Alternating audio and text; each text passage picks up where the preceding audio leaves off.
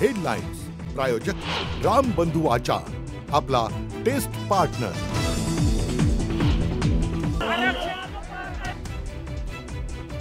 सुप्रिया सुळेंना मराठा आंदोलकांचा घेराव, शरद पवारांनी वाटोळं केलं, सुळेंसमोर मराठा आंदोलकांची घोषणाबाजी।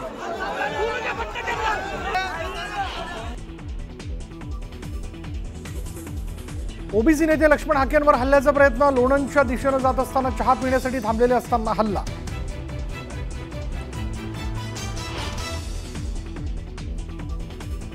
आझाद मैदानातील आंदोलनादरम्यान महिला पत्रकारांसोबत गैरवर्तन, आंदोलनाच्या बातम्या करत असताना असभ्य वर्तन, वार्तांकनावर TVJ कडून बहिष्काराचा इशारा।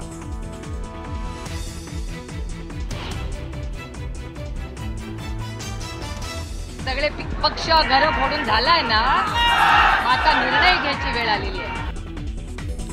मनोज जरांगेंच्या आंदोलनावरनं सुप्रिया सुळेंचा फडणवीसांवर निशाणा, सर्वपक्षीय बैठक बोलवण्याचीही केली मागणी।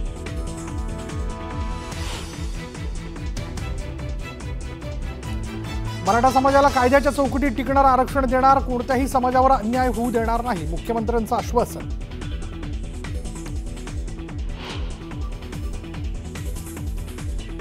उद्यापासून पाणी बंद करून कडक आमरण उपोषणाला सुरुवात करणार, आरक्षण घेतल्याशिवाय माघार नाही, मनोज जरांगे मागण्यांवर ठाम।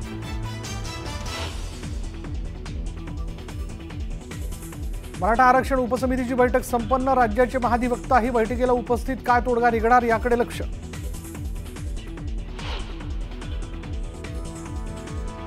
आरक्षणाच्या लढाईत आता छगन भुजबळांची एंट्री, उद्या मुंबईत बोलावली ओबीसी नेत्यांची बैठक, बैठकीनंतर ओबीसी नेते घेणार पत्रकार परिषद।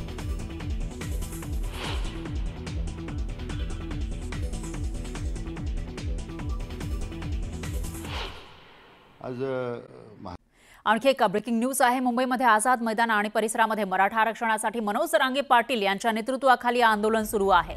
या आंदोलनाचे वृत्तांकन करण्यासाठी मोठ्या प्रमाणामध्ये मीडिया प्रतिनिधी आझाद मैदान आणि परिसरामध्ये आहेत। या मीडिया प्रतिनिधींना आंदोलक कार्यकर्त्यांकडून गेले 2 दिवस त्रास देणं सुरू आहे। पत्रकार आणि कॅमेरामॅन यांना दगड मारण्यापासून ते त्यांचे कपडे ओढण्यापर्यंत प्रकार घडतायत। तसंच महिला पत्रकारांना ही आंदोलक कार्यकर्ते घेरून उभे राहतायत। काही प्रसंगी विनयभंगाचेही प्रयत्न होत असल्याची तक्रार टीव्ही जर्नलिस्ट असोसिएशनकडे आलेली आहे आणि या संदर्भात मनोज जरांगे पाटील यांनाही टीव्ही जर्नलिस्ट असोसिएशनच्या माध्यमातून अधिकृत पत्र देण्यात आलं आहे। याविषयी बोलण्यासाठी टीव्ही जर्नलिस्ट असोसिएशनचे उदय जाधव हे आपल्यासोबत जोडले गेलेले आहेत। सर, नेमकं काय घडतंय? एकीकडे आंदोलन सुरू आहे, तेच आंदोलन कव्हर करण्याचा प्रयत्न पत्रकार करतायत, मात्र त्यांच्यासोबत कोणकोणत्या तक्रारी आलेल्या आहेत, काय घडतंय त्यांच्यासोबत या ठिकाणी? आपण पाहतोय की गेले 3 दिवस मुंबईतल्या आझाद मैदान आणि परिसरामध्ये मराठा आरक्षणासंदर्भात आंदोलन सुरू आहे। मोठ्या संख्येने आंदोलक जे आहेत मुंबईमध्ये आलेले आहेत। या आंदोलकांकडनं जे मीडिया कर्मी आहेत, जे आपले पत्रकार असतील, कॅमेरामन असतील, महिला पत्रकार असतील, या सर्वांवरती खूप मोठ्या प्रमाणात त्रास देणं जे आहे ते सुरू झालेलं आहे। महिला पत्रकारांना देखील घेरून उभं राहणं जे आहे, काही प्रसंगी विनयभंगाचे देखील प्रकार जे ते समोर आलेले आहेत। त्याचबरोबर कॅमेरामन असतील, पत्रकार असतील, यांचे कपडे ओढणं, त्यांना त्रास देणं, मागून दगड मारणं, असे भयंकर प्रकार जे आहेत ते समोर आलेले गेले 3 दिवसांपासून। या संदर्भात स्वतः मनोज जरांगे पाटील जे मराठा आंदोलनाचे नेते आहेत त्यांना देखील टीव्ही जर्नलिस्ट असोसिएशनच्या मार्फत संपर्क केला, त्यांनी असं वस्तुस्थिती सांगितली आणि त्यांनी त्यांच्या कार्यकर्त्यांना देखील या संदर्भात सतर्क राहणं आणि त्या संदर्भात चांगुलपणाचं एक प्रकारे सांगण्यासाठी देखील सुचवण्यात आलेलं आहे। मात्र त्या संदर्भात मनोज जरांगे पाटील यांनी टीव्ही जर्नलिस्ट असोसिएशनच्या सर्व पदाधिकाऱ्यांना सांगितलं की आम्ही इथे 4 दिवस आहोत, 4 दिवस तुम्ही आम्हाला सहन करा, मात्र सहन कुठपर्यंत करायचा। टीव्ही जर्नलिस्ट असोसिएशनने या संदर्भात प्रश्न उपस्थित केलेले आहेत की टीव्ही मीडिया तुमचं कव्हरेज करत आहे, तुमचं वार्तांकन करत आहे आणि वार्तांकन करत असताना तुमच्याकडे जर अशा प्रकारे नाहक त्रास जर पत्रकारांना, कॅमेरामॅनला जर आमच्या होत असेल तर अशा प्रकारे कोणतंही तुमचं आंदोलन जे आहे ते आम्ही कव्हर करणार नाही। तुम्ही एकतर तुमच्या कार्यकर्त्यांना स्पष्टपणे सांगा की अशा प्रकारे कोणतेही कृत्य करू नये, अन्यथा सर्व इलेक्ट्रॉनिक मीडिया तुमच्यावरती बहिष्कार टाकेल। बरोबर आहे उदय जाधव, मात्र याच्यावर त्यांचं नेमकं काय म्हणणं आहे? काही समजावून सांगितलेलं आहे का या सर्व आंदोलकांना?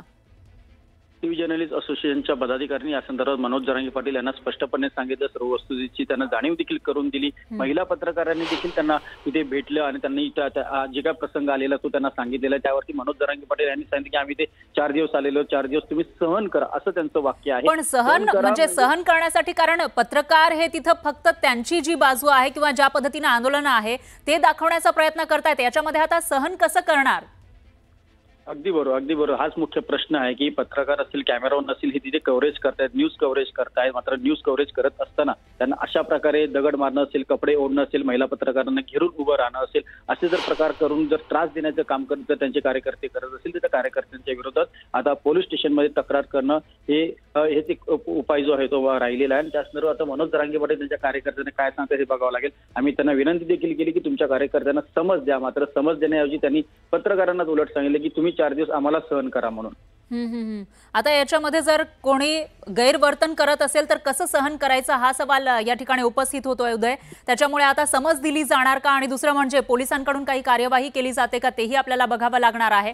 सध्याची काय स्थिती आहे, कारण आपण बघतोय मोठ्या संख्येनं इथं आंदोलक जमलेले आहेत, अशामध्ये पत्रकारही मोठ्या संख्येनं हे कव्हरेज करताना दिसत आहेत.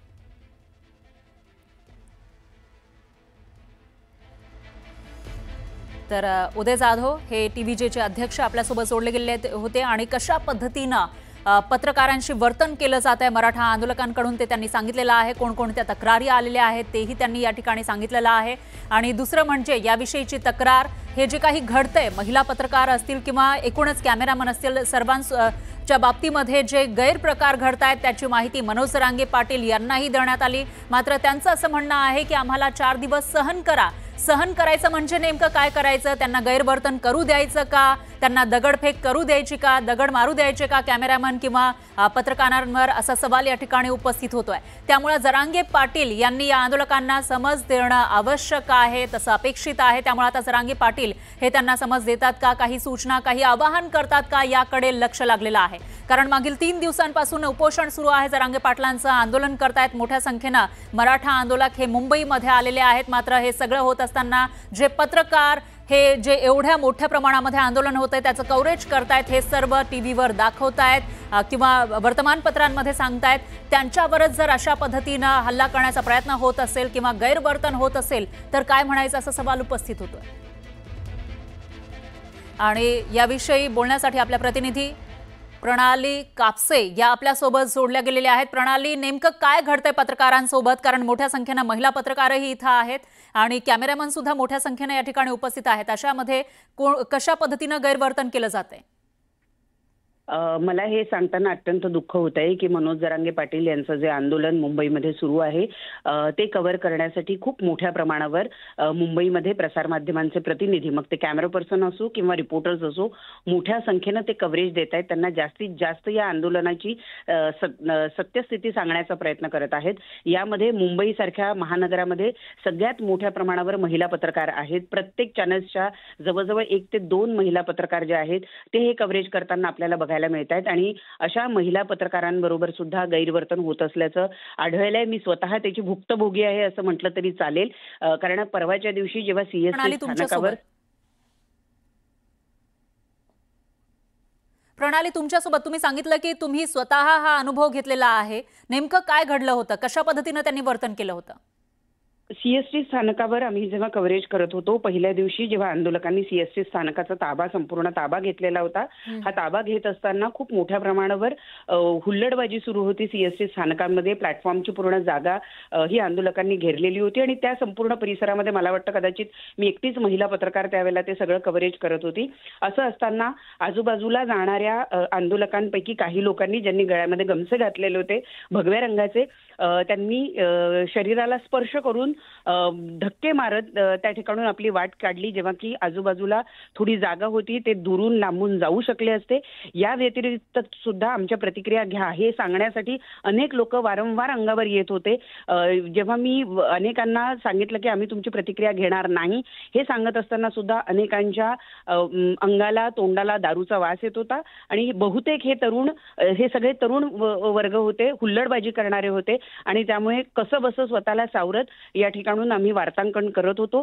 तरी सुद्धा या गोष्टीचा आम्ही त्या दिवशी इतका मोठ्या प्रमाणावर जे आहे निषेध केला नाही. परंतु आता हे प्रकार सातत्यानं वाढत चालले आहे. माझ्याबरोबर अनेक महिला पत्रकार सहकारी आहे ज्यांच्याकडनं आम्हाला अशी वेगवेगळ्या पद्धतीची माहिती मिळाली. प्रत्येकजण वेगवेगळ्या ठिकाणी असताना त्यांच्याबरोबर काय काय प्रकार घडले याची जेव्हा एकत्रितरित्या माहिती TV जर्नलिस्ट असोसिएशन असो किंवा मग पत्रकारांच्या ज्या वेगवेगळ्या संघटना आहेत त्यांच्या पुढे आली, त्यावेळेला आता एकत्रितरित्या हा संपूर्ण आम्ही निषेध करतो आहोत.